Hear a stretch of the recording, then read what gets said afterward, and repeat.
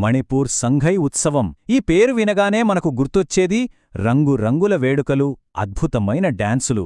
కాని ఈసారి కథలో ఒక పెద్ద ట్విస్టుంది. ఇది కేవలం వేడుకల కథ కాదు. ఆశ, సంఘర్షణ, ప్రకృతి వీటన్నిటి మధ్య నలిగిపోతున్న ఒక క్లిష్టమైన కథ. ఈరోజు మనం ఈ ఉత్సవం వెనుక ఉన్న సామరస్యం, అదే సమయంలో ఉన్న కష్టం రెండిటినీ లోతుగా చూద్దాం. ఒక్కసారి ఊహించుకోండి. ఒకవైపు ఏమో ఉత్సవాల సందడి, పాటలు, డాన్సులు, అట్టహాసంగా మొదలైన సాంస్కృతిక కార్యక్రమాలు.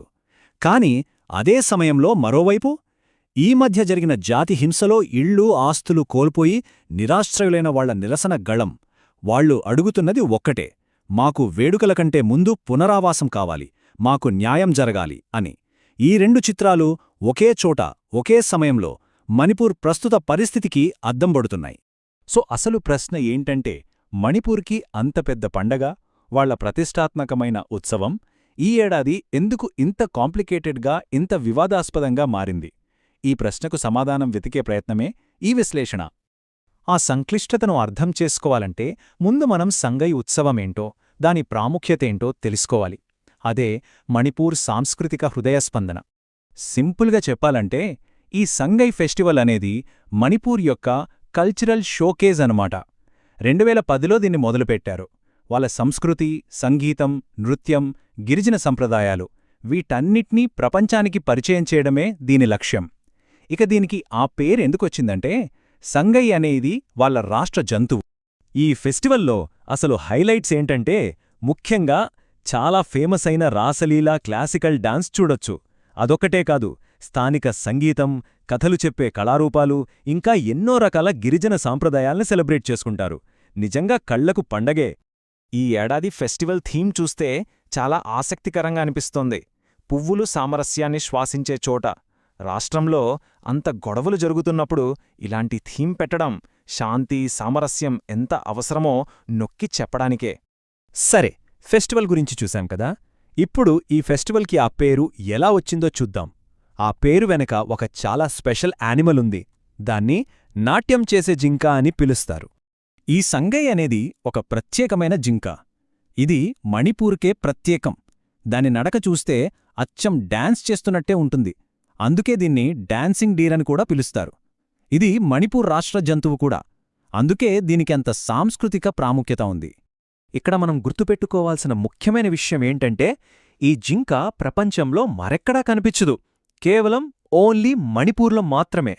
మరి ఇంత ప్రత్యేకమైన జింక ఎక్కడ ఉంటుంది? దాని ఇల్లు కూడా చాలా చాలా స్పెషల్. ఒక తేలియాడే అభయారణ్యం. దాని గురించి ఇప్పుడు చూద్దాం. ఈ జింకల ఇల్లు లోక్తక్ సరస్సు. ఇది నార్త్ ఈస్ట్ ఇండియాలోనే అతిపెద్ద మంచినీటి సరస్సు. దీని స్పెషాలిటీ ఏంటంటే, దీనిమీద ఐలాండ్స్ తేలుతూ ఉంటాయి. అవును, తేలియాడే ద్వీపాలు. ఈ తేలియాడే దీవులనే లోకల్గా ఫుండి అంటారు. ఇవి ఏంటంటే, మొక్కలు, మట్టి, ఇంకా కుళ్ళిపోతున్న సేంద్రియ పదార్థాలన్నీ కలిసి ఒక మందపాటి మ్యాట్లాగా నీటిమీద తేల్తూ ఉంటాయన్నమాట.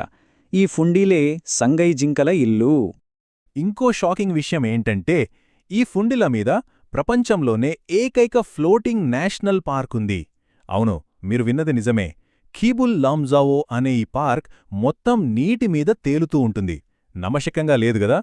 కానీ బాధాకరమైన విషయం ఏంటంటే, ఇంత అరుదైన, ఇంత ప్రత్యేకమైన ఆవాసంలో ఉన్న ఈ జింకలు ఇప్పుడు కేవలం 206 మాత్రమే మిగిలి ఉన్నాయని ఒక అంచనా. ఈ నంబర్ వింటేనే అర్థమవుతోంది వాటి పరిస్థితి ఎంత ప్రమాదంలో ఉందో. అయితే ప్రకృతి, సంస్కృతి మధ్య ఉన్న ఈ అందమైన బ్యాలెన్స్ ఇప్పుడు ప్రమాదంలో పడింది. ఆ పర్యావరణ వ్యవస్థ ఇప్పుడు ముట్టడిలో ఉంది. ఆ ముప్పులేంటో ఒకసారి చూద్దాం. దీని సీరియస్నెస్ మనకి ఈ టేబుల్ చూస్తే అర్థమవుతుంది.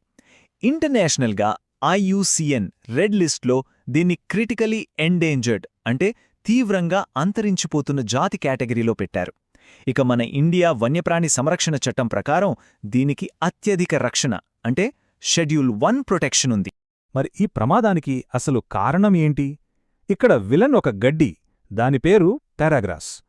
ఇది మన దేశానిది కాదు, బయటినుంచి వచ్చి ఇక్కడి పర్యావరణాన్ని ఆక్రమించి నాశనం చేస్తోంది. అసలు ఈ పారాగ్రాస్ ఏం చేస్తుందంటే, స్టెప్ 1 ఇది సరస్సు మొత్తం పిచ్చిమొక్కలా పాకేస్తుంది. స్టెప్ 2 ఆ ఫుండీలను తయారుచేసే అసలైన మొక్కల్ని చంపేస్తుంది. దానివల్ల సంగాయి జింకకు తినడానికి తిండి ఉండదు. ఇక ఫైనల్గా ఆ తేలియాడే ఆవాసమే మెల్లమెల్లగా కుంచించుకుపోయి నాశనమైపోతుంది. సో ఒకవైపు ఇంత అద్భుతమైన ప్రకృతి, మరోవైపు లోతైన సామాజిక సంఘర్షణ. ఇలాంటి ఒక భూమిలో ఫెస్టివల్ థీమ్లో చెప్పినట్టు సామరస్యం తీసుకురావాలంటే నిజంగా ఏం చేయాలి?